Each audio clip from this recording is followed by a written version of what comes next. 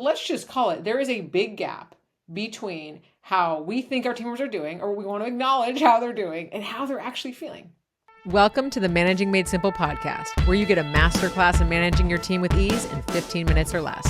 I'm Leah Garvin, your host and team operations consultant. Through this show and my programs with small businesses and corporate teams, I condense a decade of experience driving team operations in some of the most influential companies in tech into strategies to save you time, money, and most of all, stress. Doesn't matter if you're a business owner who realized that running a team isn't as easy as you thought it would be, are a new manager learning the ropes, or are a seasoned manager ready to up their game. Everyone is welcome to hang out with Managing Made Simple. From conflicts to feedback to delegating and more, we leave no stone unturned when it comes to what makes us love managing, kind of hate it, and everything in between. Let's go. Welcome back to the show. So I wasn't even going to record an episode today. Okay, I was doing something else. I was doing some research for my new book, which is going to be a playbook for first-time managers. And I came across a stat that said 89% of managers report that they think their team members are thriving. And yet only 24% of employees report that they're thriving. I saw this stat. There's a 65% difference between how managers think folks are doing and how they're actually doing. And I got out my microphone and I started talking as I am right now. I mean, holy shit, how are we so out of touch? Like, come on, what are we doing? And I will acknowledge that maybe this stat, people are inflating, right? Like saying, yeah, I think everything's fine. Because if they say, well, I don't really think everything's fine, then it means you have to do something about it. So maybe it's not really 89%, right? What we really think. But let's just call it, there is a big gap between how we think our team members are doing, or we want to acknowledge how they're doing, and how they're actually feeling. Now, where did this stat come from? This was shared by I think it's the Society for Human Resource Management. Yes, so it's the SHRM organization. This consists of like hundreds of thousands of HR professionals. They do huge studies and different reports all of the time. So it's a credible source. I will share that, and I will include the link in the show notes. Now, how are we so freaking out of touch? This is what I want to talk about today. Because when we think things are fine and our team members don't, let's just call it. First thing on the list is people are looking for new jobs. And we've talked about it already. There's nothing more expensive than turnover. The cost of having a gap where someone is not performing a task, right? So there's a productivity loss. If that person was performing whatever that task is, that's not happening. So if they were doing sales, that's less sales. If they were writing code, that's less code, right? Whatever that is a cost when you don't have that person. The cost of recruiting, of interviewing, of onboarding, of training for you, your team members, everyone added up together is so freaking expensive. That is the most expensive cost we can incur. As a business owner, as a corporate leader, it doesn't matter. It is the most expensive from a time, money, and productivity standpoint. So that's the first problem. When our team members are not feeling good and they look around, they say like, this person thinks everything's fine. Like, whoa, wake up. And we don't do anything about it. That person is likely already looking for a job. And while they're looking for another job, because maybe they haven't found one because there's not open roles in their space, or they're getting paid pretty well and they're not really quite sure if they're ready to make a move, or they have a lot going on personally and they don't have the energy to invest in a job search. If someone's feeling burned out and then their productivity is likely to be lower. Some of us, when we're feeling bad, we focus all our energy on work, and that's just how we are. It's not everybody. It's not most of us. Okay. Most of us, when we're feeling burned out, when we're feeling depleted, when we're like, gosh, I am not doing well, that starts to impact our job performance. Like that's one of the first places we can tell that our team members are not like doing well. So how is it that we are so out of touch with our team members not feeling well and feeling like I'm not thriving, I'm not doing well, I'm feeling burned out, and leadership having no idea? So I want us to just think about for a moment. Close your eyes. If you're driving, keep those eyes open. Just look off into the distance and think to yourself, like, do I really feel with confidence I have a strong pulse on how my team members are doing? And how would we have a strong pulse on that? We've talked to them within the last few days or week. We've had a conversation that is a little bit more in depth, a little bit more vulnerable, a little more open than just asking about the status of projects. We've just had a conversation. Then I want us to think to ourselves, have I listened on a deeper level? Have I read between the lines or noticed any shift in their tone and their enthusiasm about something? in the way they're talking about something? Have I noticed any dip in productivity? Just starting to think about, how can I tune into this so that I know more clearly if there's a signal up? So this is the first question, just to think about, like, have I checked in? Am I in tune with this? If yes, then assess, like, on a scale from 1 to 5, is this person thriving or does this person need a little bit more love? And then we can think about what to do with that. Is it a conversation? Is it talking about load balancing? Is it getting them some support? Whatever it looks like. Okay.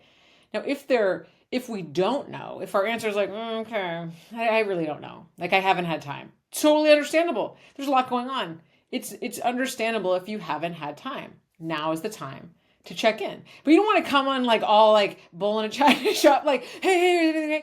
We want to just have a conversation and ease into it so that someone feels comfortable sharing and more open, right? So this is an opportunity to have a check-in, just a pulse check. It can be very helpful to share how you're doing, set the floor of vulnerability. You could say, hey, there's been a lot going on. I know my kid just started kindergarten and that's been a really big adjustment. It's kind of had my mind off of work for a few days with the adjusted schedule.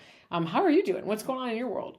Just opening the door to have a real conversation that sometimes people will respond to that and share a little bit more. Not always, but that's a great opportunity to try to do that. Do you want some hands-on support for all of the topics I talk about on this show? Like a team expert who has worked within tech giants like Apple and Google, as well as small businesses on hand to help you delegate and get out of the weeds, handle tough conversations with team members, plan your hiring strategy, and get your teams to help bring in more revenue? Then it's time to sign up for my Team Whisperer consulting sprint. For 90 days, you have me in your back pocket to help you navigate any and every issue happening on your team. DM me the word sprint on Instagram or email me at hello@leahgarvin.com and let's build your unstoppable team. Now, when we start to get a sense that our team members aren't doing well, this is where I got to tell you, we want to lean in. It can be very tempting to not have the conversation because them not doing very well is going to lead to you doing more work. I'm not going to lie. Like, that's not always what we want to hear. We got a lot of stuff to do in our day. We have a full plate. We got multiple team members. We have our own job, our own clients or stakeholders, our own boss, whatever it looks like. So I know this can be like, don't tell me I got to stop and fix another problem, please. But the more we know, the more challenges we can prevent from happening. And I gotta say that this is an investment in time now so that you don't lose good team members, so that this doesn't sort of poison the well. If someone's unhappy and kind of grumbling about it, that can actually create more discontent across more employees. So you could actually end up losing multiple employees. Productivity goes down. Someone's just dragging their feet, or they start having a lot of absences or different things, like their productivity, their quality of their work goes down. Like, there's a lot of things that start to happen when someone isn't feeling good and when they're working with us. And so we want to figure out, by asking someone questions, are there things that you can support them with and help them work through? Or are they things that aren't really, related to the job, that really are outside of that? And I did an episode on boundaries when it came to kind of like not taking in and believing everything's something you have to solve. And this still applies here. So as you're talking to your team member and you're thinking, you're asking them how they're doing, if they start talking about a lot of personal stuff that's really out of the zone that you can support, then hearing them holding space, saying, hey, let me know, do you need time or whatever, supporting them, but not getting to, crossing too far of a boundary that you're more than you're comfortable with on getting involved in the personal side. I want to talk more about the work side because there are certain things we can do when our team members are saying like, hey, I'm overwhelmed or I'm frustrated or I'm not happy in this role. And that is asking more questions and not just jumping into problem solving mode. So once we've gotten on a pulse on our team member, let's say in this, like, there's a sort of thing they're not loving in the work related side, we want to ask more questions. Someone says they're feeling frustrated. They're saying they're overwhelmed. They're saying they're, kind of in over their head, whatever it looks like, or they're just not motivated. That's another one I hear all the time. I'm just not feeling motivated. We want to ask them, what does that look like for you? What does that mean for you? Because a lot of times we'll hear something like I'm overwhelmed or I'm not motivated, and we try to solve it how it would help for us. So if we feel like, okay, overwhelmed for me would be I need to have less work on my plate, or unmotivated for me would mean I need to have more variety in my workday. But we don't know if that's what our team member wants, right? We really don't know that until we ask them.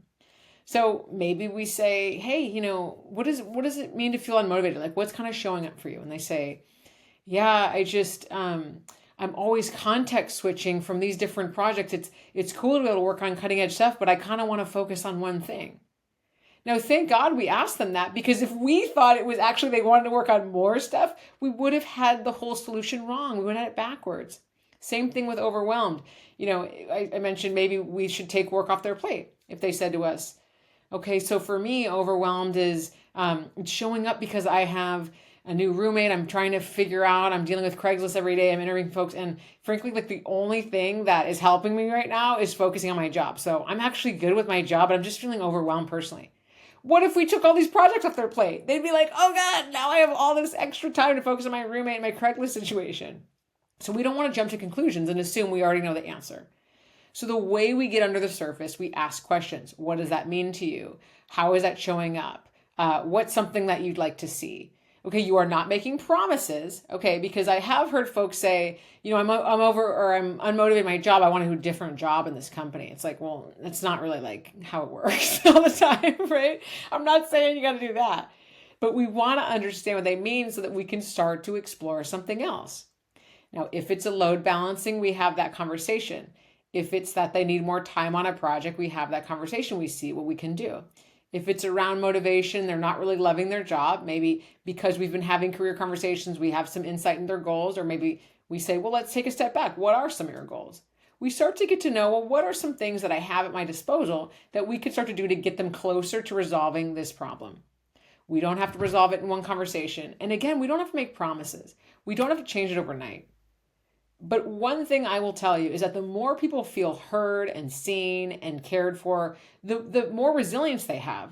In that sense, that 24% of like, I feel like I'm not doing too good, that is going to start to get higher. People are going to say, or the 24% that say they're doing good, I should say, that number is going to go up. People are going to start to say, okay, I feel supported. Not everything's great, but I'm okay. And by having these conversations, the number of managers that think everything's fine when it's not is going to go down. We're going to close that gap. All of this comes together by having these conversations. And I'm going to tell you, I'm not called Team Whisperer for no reason. It is because we have to translate what is happening between what we think and what our team members think and what we're saying and what they're saying. You've got to get under the surface. So this is how you do that. This is how you get some Team Whisperer love into your team dynamics, is by going under the surface, asking questions, not jumping to conclusions, not just doing the thing that you would want in their situation. You got to do the thing that they want in their situation. But again, you don't have to do the thing they want if they want a different role and that's not available. It's about listening, hearing them out, and figuring out, well, what is it that they want? I should say it's not doing the thing they want. It's learning what it is so that you can have a conversation about that. If it's taking on some new responsibilities and those are available and there's space and time, then yeah. If it's that they really feel like they're not a fit, then you can support them into finding something that is a better fit. It may not even be in this company. So when we see something like a huge gap between perception of managers think everything's fine, leaders think everything's fine, and team members are like, oh, no, it's not.